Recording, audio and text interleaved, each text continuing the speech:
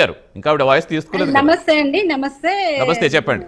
Prime 9 ప్రేక్షకులకు, మీకు panel ఉన్న మా మిత్రులందరికీ నమస్తే అండి. ఇప్పుడు కవిత గారు ఏం చేస్తే మాకేందండి అవసరం చెప్పండి. వాళ్ళ ఇంట్లో పంచాయతీ, వాళ్ళ ఫ్యామిలీ పంచాయతీ, అది అక్కడ అది ఒక పబ్లిక్ లిమిటెడ్ కంపెనీ, దానికి ఎవరు సీఈఓ కావాలని కొట్లాడుకుంటున్నారు. ఏ ప్రాంతీయ పార్టీ చూసినా సార్ ఇప్పుడు వరకు ఒకసారి ఓడిపోయాక గ్రాఫ్ తగ్గిపోతుంది, వాళ్ళకి కాలక్రమేణా సమసిపోతుంది, మునిగిపోతుంది ఆ పార్టీ.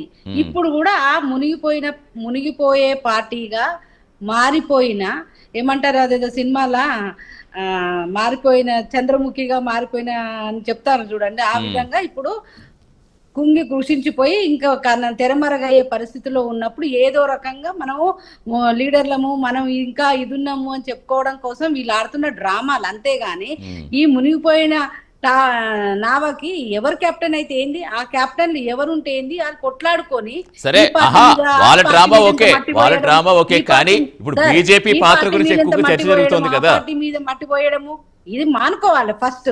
ఎందుకు అంటే అసలు బీజేపీకి వాళ్ళ కుటుంబ పంచాయతీకి ఏం సంబంధం సార్ చెప్పండి. ఆ పార్టీతో కలిసిపోవాల్సిన అవసరం మాకు ఏముంది చెప్పండి. మేము 7% ఓట్ల నుంచి 37% ఓట్ల దాకా మేము పెరిగిపోయాము రాష్ట్రంలో. మళ్ళీ ఇప్పుడు ఏ కమింగ్ ఎలక్షన్ వచ్చినా మేము అధికారం చేపట్టడానికి సుముఖంగా ప్రజలు ఉన్నారు మమ్మల్ని ఎలక్షన్ లో ఎన్నుకోవడానికి. ఈ పరిస్థితులలో మేముంటే వాళ్ళేదో మునిగిపోయిన పడవని పైకి లేపుకోవడానికి మర్చిపోయి మంది మీద వేసేది ఏంది సార్. ఇప్పుడు ఆ పార్టీలో కలుద్దాం అనుకున్నాం, ఈ పార్టీలో కలుద్దాం అనుకున్నాం, నేను కలవద్దాను. ఈవెనైనా సార్ కవిత గారు అనుకుంటే కలిసిపోతుందా పార్టీ? కవిత గారైనా మొత్తం దాని డిక్టేటరు.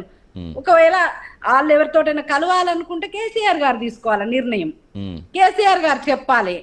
కానీ మా పార్టీ నుంచి కూడా మేము చెప్పినాం సార్, స్వయంగా మా ప్రధానమంత్రి గారే చెప్పినారు, మేము ఏ పార్టీతో అలయన్స్ లో పోవట్లేదు, మేము ఇండిపెండెంట్ గానే ఎలక్షన్ లకు పోతున్నాము, మాకు ఒక జనసేన పార్టీ మాత్రమే కలిసింది మా యొక్క ఎలక్షన్లలో ఒకసారి. ఇప్పుడు ప్రధానమంత్రి గారే ఆ రోజు కేసీఆర్ గారు వచ్చి అడిగారు, నా కొడుకును ముఖ్యమంత్రికి చెయ్యాలి, మీ ఆశీర్వాదం కావాలి అని చెప్పి అడిగినారు. నేను అంగీకరించలేదు, నేను కుదరదని చెప్పానని ప్రజల సమక్షంలో ఒక పెద్ద బహిరంగ సభలో మీటింగ్ లో ప్రధానమంత్రి గారు చెప్పాక ఈ కవితలు ఇంకో ఇంకో ఇంకో ఇంకో 10 మంది పేర్లు ఎవరైనా ఎన్నికలకు ముందు ప్రధానమంత్రి క్లారిటీ చెప్పినట్టు కరెక్టే, అలా కాదు, అది కరెక్టే. కానీ ఇప్పుడు చేసిన వ్యాఖ్యలతోటి కదా నేను జీవితాంతం జైల్లోనే ఉంటాను కానీ బీజేపీలో కలపద్దని నేనే చెప్పానని చెప్పారు. సరే అక్కడికి ఆ విషయం పక్కన పెడదాం. ఇప్పుడు మీ ఎమ్మెల్యే రాజా సింగ్ గారు వీళ్ళు మాట్లాడితే ఏం చెప్పారు, కవిత చెప్పింది నిజమే, భవిష్యత్తులో కలిసిపోవచ్చు, అవి కొన్ని చోట్ల కలవచ్చు, ఆ కలిసి కూడా ప్యాకేజీలు ప్రధాన పాత్ర పోషిస్తే అక్కడ బీజేపీ బీఆర్ఎస్కి ఇస్తుందా, బీఆర్ఎస్ బీజేపీకి ఇస్తున్నది ఇంకా పూర్తిగా క్లారిటీ ఇవ్వలేదు. కానీ బీఆర్ఎస్ కీ రోల్ పోషిస్తుంది, ఖచ్చితంగా కలిసే అవకాశం ఉందని మరి ఈయన చేసిన వ్యాఖ్యలు ఎలా చూస్తారు మీరు? నేను ఒకటే చెప్తున్నాను సార్, రాజా సింగ్ గారు ఏం మాట్లాడారో నాకు తెలీదు.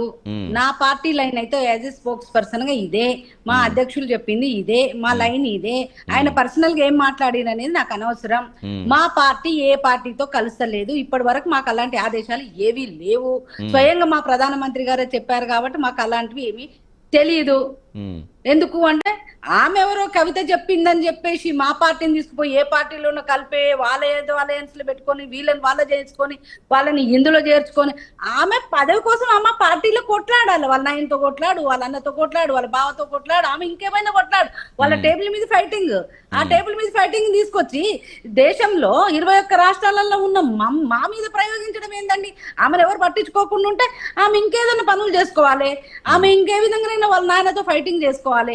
అంతేగాని ఇవాళ మేము ప్రజల మన్ననలు పొంది దేశవ్యాప్తంగా ఇప్పుడు 11 సంవత్సరాలుగా మేము ప్రభుత్వంలో ఉండి ఇప్పుడు 21 రాష్ట్రాలలో మేము అధికారంలో ఉన్న పార్టీని మమ్మల్ని పట్టుకొని మా మీద మట్టేసి అది ప్రూవ్ చేసుకోండి అని చెప్పి మా మీద పట్టగాల్సి మీరు ప్రూవ్ చేసుకోండి, మేము అప్పుడు కలుద్దాం అనుకున్నాం ఇప్పుడు కలుద్దాం అనుకున్నాం అని మరి ఇప్పుడు ఎందుకు చెప్తుంది ఈవిడ గారు వచ్చేసి? మరి అలా నాయన చెప్పాలి, చెప్తే గిట్టే ఈమె చెప్పేది ఏంది? ఈమె చెప్తే కలిసిపోతుందా బీఆర్ఎస్? ఈమె కలపడానికి ఈమె మాట వింటారా వాళ్ళు? ఆమె మాట వింటలేరని ఆమెను పక్కకు పెట్టిండ్రని ఇప్పుడు ఆమె స్థానం కోసం ఆమె కొట్లాడుకుంటున్నది. అలాంటి ఆమె మాటలు పట్టుకొని బీజేపీ మీద బురద వేయడం అయితే ఇస్ అబ్సల్యూట్లీ రాంగ్ అని నేను అంటున్నాను. మాకు అవసరం లేదు, మాకు వాళ్ళ పార్టీలో ఎమ్మెల్యేలు అవసరం లేదు, వాళ్ళ ఎంపీలు అవసరం లేదు, వాళ్ళ పార్టీతో మాకు సంబంధం అవసరం లేదు. గతంలో మేము ఎప్పుడు ఏ పార్టీతో కూడా అలయన్స్ లో పోలేదు. బీఆర్ఎస్ పార్టీ గతంలో కూడా కాంగ్రెస్ తోటి అంటగాగుతూ ఎన్నోసార్లు ఎలక్షన్లలో పోటీ చేయడం జరిగింది, మంత్రి పదవులు పంచుకోవడం జరిగింది. వాళ్ళ ఎలక్షన్లలో వీళ్ళు వాళ్ళ గెలిచిన ఎమ్మెల్యేలను వీళ్ళు కలుపుకున్నారు, వీళ్ళు గెలిచిన ఎమ్మెల్యేలను ఇప్పుడు వాళ్ళు కలుపుకున్నారు, కలిసి ప్రభుత్వాలు ఏర్పాటు చేస్తున్నారు. ఎజెండా వేరుగా ఉంది కానీ జెండాలు వేరుగా ఉన్నాయి కానీ ఎజెండాలు ఒకటేగా ముందుకు నడుస్తున్నారు కాంగ్రెస్ బీఆర్ఎస్. అంతేగాని బీజేపీకి అసలు ఏ విధమైన ఇందిరా గారు మాట్లాడుతూ మాకు వచ్చిన లాభం ఏంటి, మాకు ఎందుకు, మేమెందుకుంటామని ఆవిడ చెప్తున్నారు. మీరు మాట్లాడుతూ మాకేం అవసరం, మా ఓటింగ్ పెరిగింది, మా రేటింగ్ పెరిగింది మీరు చెప్తున్నారు. సరే సరే